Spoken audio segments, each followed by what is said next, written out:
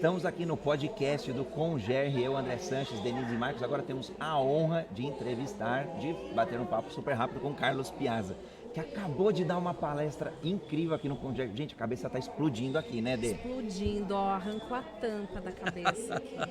Quando a gente começa a ver um monte de termos, começa com darwinismo digital, passa por polimatia, passa por nexialismo, e a gente começa a ver os termos, estudar, né, o que é o nexialismo, encontrar nexo, o Walter Longo também fala muito desse trem aí. Polimatia é um termo que algumas pessoas não conhecem, então primeira pergunta logo de cara, para você definir para um público que talvez não conheça ainda, o que é essa polimatia? De beber, comer, passar no cabelo? O que faz essa polimatia aí? Não é de comer, mas pode passar no cabelo. A polimatia é uma coisa que foi esquecida depois da Idade Média, justamente por causa da aproximação das eras industriais, onde você tinha que, para poder participar do movimento industrial, que nasceu lá com o tio Ford em 1850. Taylorismo, o Fordismo e o Toyotismo. Os três vieram todos juntos, né? Mas fundamentalmente no Fordismo, onde se colocaram as especialidades em primeiro lugar. Porque o Ford queria ter um espelho do mundo dentro da empresa. Então ele tinha que ter um representante de cada uma das especialidades de conhecimento do mundo. Um engenheiro, um financeiro, um planejador. Que era o único caminho dele jogar o jogo da eficiência. Claro. Da eficiência, isso. Claro, isso, não da eficácia, da ele eficiência. não era rendido por um conhecimento que ele ia ter que buscar. Ele tinha um conhecimento dentro. Então ele atraía pessoas que representavam esse eixo de conhecimento. Para tudo que é bom e para tudo que é ruim. Porque ele também atraiu coisas ruins. Sim, certamente. Fantástico. Eu preciso fazer essa pergunta que não quer não calar. Não se Sim, contenha. outro termo, né? O nexialismo. Assim. Como que as gerações que ficaram tão preguiçosas, você disse que não falava como, né? Mas assim, eu fico pensando, o que será das gerações que ficaram preguiçosas agora ter que primeiro descobrir o que significa esse termo e depois executar o que ele significa? Qual que é o futuro dessas pessoas com essa competência que vão ter que desenvolver? A gente na realidade tem que recuperar isso, porque se você for olhar, Da Vinci foi um super polímata, né? E ele era nexialista por excelência. O Newton era um nexialista com uma vertente polímata muito grande. E tanto que assim, durante a pandemia da peste negra, muita gente não sabe, ele descobriu a ótica. Todo o conhecimento da ótica, Newton descobriu durante a pandemia da peste negra, porque as pessoas não conseguem imaginar que os roteiros eles se replicam. A gente teve aqui o tal do recolhimento em casa, né, que foi justamente o lockdown. Houve lockdown na peste negra também. E por um buraquinho na parede, ele via a luz chegar invertida do outro lado na parede. E ele falou, o que é isso? Que a imagem chega porque ela vinha numa jarra de água. Então a imagem chegava ao contrário, pelo efeito óptico. E então a pandemia também serviu para o Newton descobrir a ótica. Então é uma coisa de louco, porque lei da gravidade aconteceu quando? Justamente no lockdown da peste negra, porque ele foi descansar no lockdown dele, no quintal, embaixo daquela macieira que caiu a maçã na cabeça dele. E ele descobriu a lei da gravidade em pleno lockdown de peste negra. Então, na realidade, o que a gente perdeu?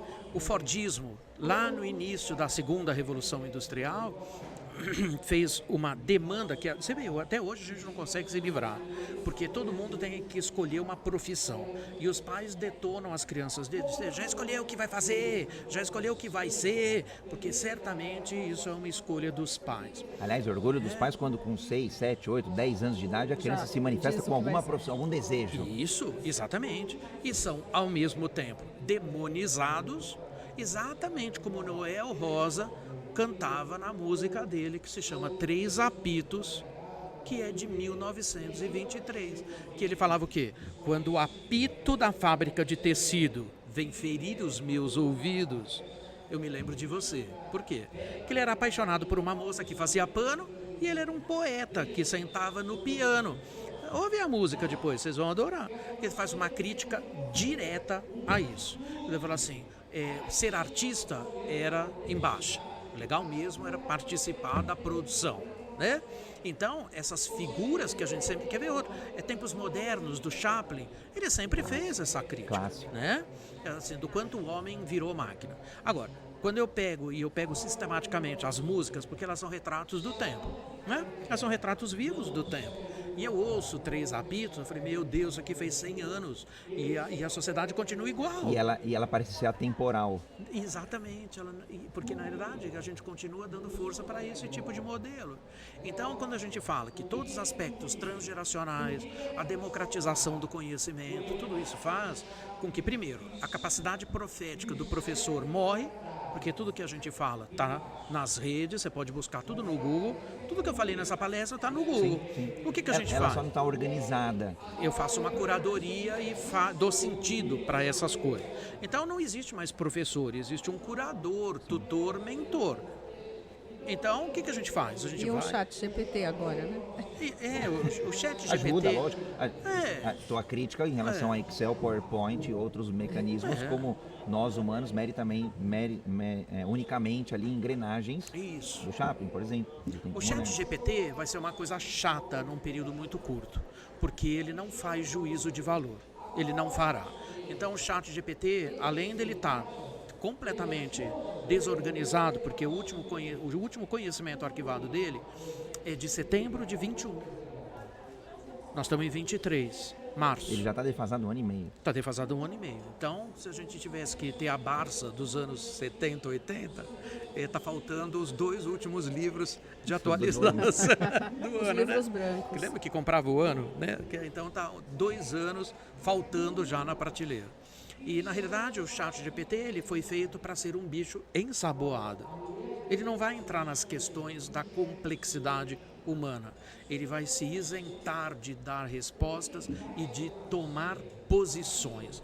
Então aí eu fico pensando, para que vai servir isso? O que até Não é? por concepção de uma IA desse porte parece fazer sentido. Porque Claro. parece fazer sentido. Lógico. Estou me colocando até com o chapéu da empresa, Claro. da Open. Porque ele Open poderia AI. fazer muito bem, André, um balanço. Falar assim, para não ficar em cima do muro, tantos % das pessoas agem assim, outros 20 pensam assim. Tem essas questões de base para cá e para lá. Ele nem isso ele organiza, porque ele tão simplesmente não entra na análise crítica de gestão de valor. Ele não faz isso. Então eu fico pensando, para que serve? Você vê, eu estava Que, fazendo... aliás, é ótimo porque sobra para nós. É claro, Exatamente, lógico. aí é onde está. Né? Análise crítica e pensamento crítico e análise de ambiguidade é território tipicamente humano. O chat GPT não invadirá, ele não tem a menor chance de fazer isso. Porque você não tem noção a complexidade que é fazer rede neural para você ter uma inteligência artificial em rede neural que pense dessa forma do que as pessoas imaginam, que as máquinas vão ter compaixão, que as máquinas vão arbitrar o que é sentimento ético. Não vai. E por isso que desde o início, eu falei aqui da porcaria do metaverso, né, como eu sempre pautei, as pessoas me convidavam para ir para os eventos de metaverso e eu já avisava logo. Falei, eu vou jogar água no seu chope, tudo bem? Vou botar fogo no parquinho. Porque era o paraíso da fuga da realidade humana. E você vê, foi tema do SXSW ano passado. Não, foi o principal tema e esse ano acho que não se teve um. Ninguém fala. E olhe lá. Flopou. E eu já falava que floparia lá atrás. Então, as coisas mais absurdas que você pode imaginar, porque eu ouvi de uma pessoa preta falando assim, finalmente agora você é branco, idoso, heteronormativo, sabe aquelas coisas que as pessoas vomitam em cima da gente? Agora, finalmente, no metaverso, você vai entender o que é o racismo. A pergunta é, a gente precisa chegar no... Olha só que paranoica, a gente precisa chegar no metaverso para entender o que é racismo, o que é Faz sentido. discriminação, o que Eu é... falei, escuta, mas você está falando de quê? Não, é porque você no metaverso, você pode escolher não ser branco. Você pode ser preto no metaverso, que eu posso construir o meu avatar como preto. Eu falei, e você continua ignorante. Porque racismo não é um assunto de cor, é um assunto de cultura. Eu nunca vou ter a cultura negra porque eu não cresci nela. Quem não vive discriminação na pele não sabe avaliar. Eu posso entender, mas eu não consigo avaliar. Então, se você acha que entender o racismo é virar preto num ambiente cibernético, você não entendeu nada. Nada. Então ele continua sendo o território da fuga da realidade humana. Então é naquela fronteira onde a gente fala que são tantos futuros pré-colonizados para nós que as pessoas saem em massa, que é o que a gente chama de hype. Sim. Então as pessoas saem cegas para determinadas tecnologias, você vai ver de verdade, elas não te dão isso. E as pessoas abraçando a tecnologia dessa maneira e, por outro lado, me parece um tanto incoerente, com medo de se tornarem obsoletos por causa da própria tecnologia. Sim. Qual é o fundo desse medo? Por que esse medo, então? Porque os hypers olham a tecnologia como centro. E tecnologia nunca foi centro. Tecnologias são meios pela qual a gente busca o avanço da sociedade humana. E tanto que as pessoas têm uma feição tão enviesada disso, que elas acham que tudo isso, quando a gente fala de inovação, está pautado no futuro. Então inovação é um assunto do futuro. Não é. Porque tecnologias são do futuro. Mentira. Se você pegar, por exemplo, a maior disrupção do mundo, você tem ideia do que foi? Certamente não foi desse século. Não, é muito lá para trás. A maior disrupção do mundo aconteceu no ano de 7000 a.C., que foi ato contínuo a descoberta do fogo. O fogo fez um monte de avanços, porque finalmente você podia, o ser humano naquela época ganhou um range muito maior de alimentos para suas refeições. Claro que tinha alimento duro pra caramba, precisava ter uma dentadura de titânio, que eu não tinha. Dente de dinossauro. Isso que o fogo permitiu a descoberta da gastronomia. O que é a gastronomia? A arte de transformar os alimentos pelo fogo. Isso é gastronomia, isso foi descoberto junto com o fogo. Mas o que se descobriu depois do fogo que foi mais importante que ele? Aí as pessoas falam, não faço a menor ideia, não faço a menor ideia, não faço a menor ideia. O que foi essa disrupção? Pelo fogo, foi possível você ampliar artificialmente o dia. Sim. Porque se a gente não tivesse descoberto o fogo, a gente estaria vivendo no ciclo do sol. Exatamente, 12 horas por dia, na média. Isso aí, né? E o Harari coloca um fato muito interessante, que é a descoberta do fogo para a função, então, de você aumentar artificialmente o dia, porque a luz do fogo, que é isso aqui, a luz aumenta o nosso dia. E também as questões de você ter ganho também todo esse universo tecnológico da gastronomia, fez uma coisa divertida no meio do caminho. Ele fala a aproximação dos animais que transformaram os humanos em pets. Não é que a gente tem pet. Ao contrário. Os humanos não têm pets. Os pets nos têm. Por quê? Eles sobrevivem muito melhor. Viu? Você tem. Essa daqui para mim já foi uma desconstrução daqui para casa que eu vou ficar refletindo. O que a Lhasa que eu tenho e a Border Collie me tem? Claro, eles que te têm, porque eles te escravizam, eles se alimentam muito melhor, têm sua proteção e, além de tudo, a luz do fogo naquela época dava mais segurança para eles, porque se eles estivessem escondidos no meio da escuridão, eles viravam presas fáceis para qualquer outro predador. Então ele está protegido. Então, na verdade, foi o animal que escolheu estar junto dos humanos e não o contrário. Pra mim, assim, eu tenho um montão de perguntas e com essa daqui, então, abriu assim uma expansão. Eles é que te passeiam agora. Eles que me passeiam. É claro, Sim. quando os cachorros pegam a trelinha, né, pegam a guia e mostra para você que ele Mostro quer pra passear. você. Meu desejo. Isso, muito louco. é isso aí. Né? E olha só como as pessoas, quando tem muito, hoje em dia tem um número muito maior de pet do que de filho. Isso aí, Onde que claro. vai parar esse mundo? É isso aí. Eu tenho uma pergunta sobre, eu tenho estudado muito sobre humanocracia. Tem até um livro, não sei se você chegou a ler, do Gary Hamel, Michel Zanini. E aí, óbvio, eu vou olhando os pilares e organizações em sociedade, em comunidade, meritocráticas, e aí a gente começa a brincar. Poxa, as empresas estão meritocráticas? Dizem que sim, mas na prática a gente sabe como é que funciona. Não são. E aí esse é o momento, acho que fogo no parquinho, pra gente botar isso aqui. Quando a gente olha esses movimentos que são genuínos, têm fundamento, no dia a dia, onde que as empresas estão se perdendo, que elas não conseguem trazer propósito, não conseguem trazer humanocracia, não conseguem pôr as pessoas genuinamente no centro. Porque parece discurso de louco. Porque quando você olha toda essa teoria, você fala, gente, faz total sentido. Quando você olha a prática, acho que você até usou o termo, parece assim, empresas na segunda revolução e a humanidade na quinta revolução industrial. Isso. Na verdade, o que acontece com as empresas, como acontece com a escola igual, porque os dois ecossistemas, um é responsivo ao outro, Intimamente ligados. super ligados um ao só criou a outro. escola Isso. para poder trabalhar na indústria. Para poder trabalhar na indústria. Então, quer dizer, ela dá força para a segunda revolução industrial. Então, na realidade, o que tem na segunda revolução que não faz sentido hoje mais? Primeiro, todas as características do Fordismo ou do capitalismo neomarxista. O que é o capitalismo neomarxista? É produção em massa para consumo de massa, para produtos de massa, comunicação de massa, num mundo massivo, onde você é premiado no curto prazismo patológico, porque você tem que dar resultados por trimestre, então tudo é de muito curto prazo, num futuro colonizado de sucesso, onde você tem que produzir o máximo possível no menor tempo possível. Quando a gente fala de futurismo regenerativo, isso não faz o menor sentido, porque hoje o que é requerido para as empresas é geração de valor, não produção em massa. Então, qual a crítica? O modelo fordista, neomarxista, ou de base, ou do modelo tardio, acabou criando para a gente toda a disparidade planetária. Primeiro, o planeta não aguenta a extração de recursos naturais massivamente. A conta chegou, não dá conta disso. Os químicos falam o seguinte, por isso a polimatia é importante.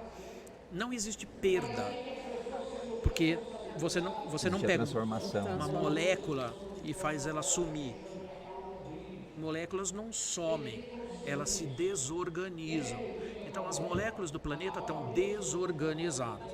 Então por isso que a noção da definição mais avançada que a gente tem de sustentabilidade é o período de escassez para quando a gente então reorganiza as moléculas do planeta. Volta para o equilíbrio, voltando para o equilíbrio. Voltar para o equilíbrio. Segundo, que é aquilo que a gente sempre fala, se a capacidade humana de converter, de transformar, ela é válida, ela agora tem uma nova função. A capacidade que as empresas tiveram de transformar, então, milho em pipoca, transforma então silício em videogame, todas essas coisas que a gente viu, esse poder de transformação do homem, ele agora tem que ser usado sobre ele mesmo. O que a gente deveria fazer? Transformar o poder de transformação dos seres humanos. Isso não sabe fazer.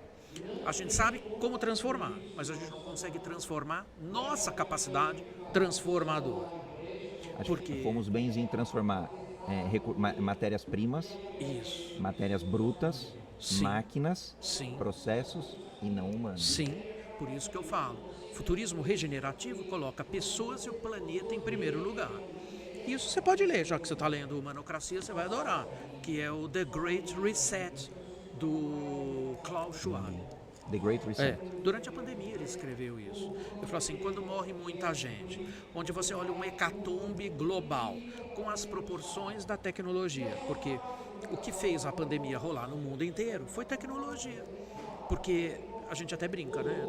Está em São Paulo, por exemplo.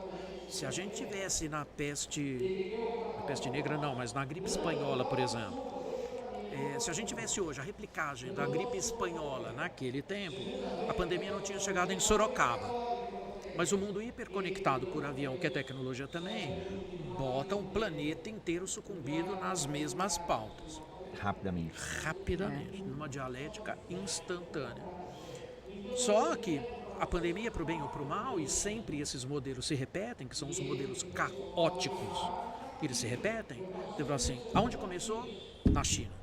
A China foi escolhida pelo mundo inteiro, por causa de muita gente e mão de obra barata, a ser o paraíso do capitalismo selvagem, porque lá você consegue produzir muito barato. Só que começou lá. Então, qual era o único país que fazia 99% de respiradores do mundo? Lá. Quando a China para o mundo inteiro.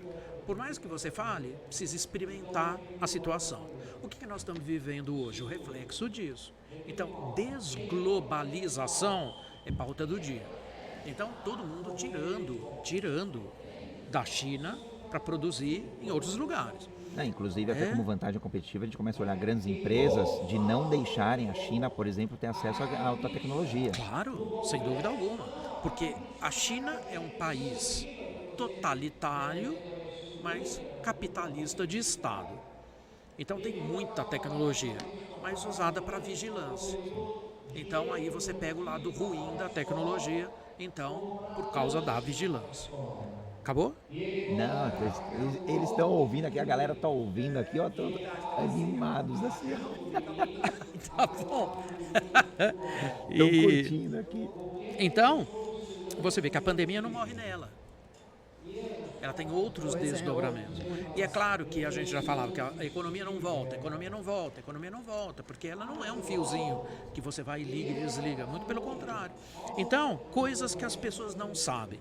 A ausência do ser humano no planeta foi extremamente bem capturada pelo sistema Copérnico, que é de vigilância da Europa.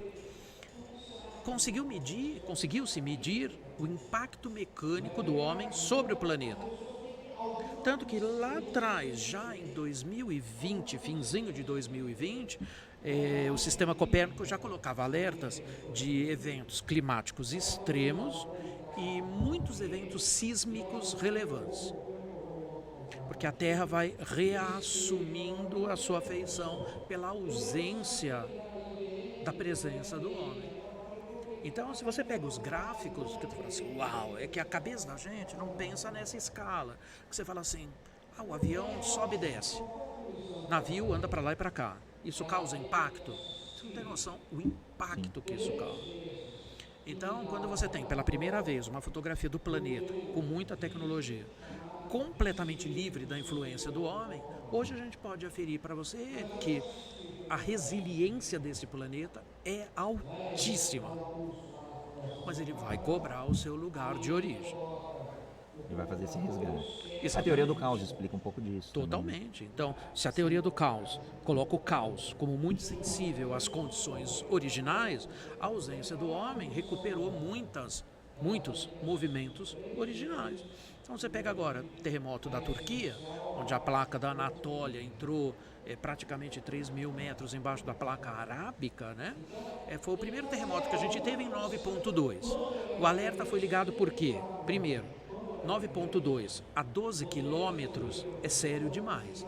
Lembrando que o planeta não aguenta mais do que 12 na escala Richter. E acho que o maior, historicamente, acho que foi o do Chile, se eu não me engano, 9.6. Isso, 9.6. Teve agora 9.2, 4. A 12 quilômetros, que é muito sério.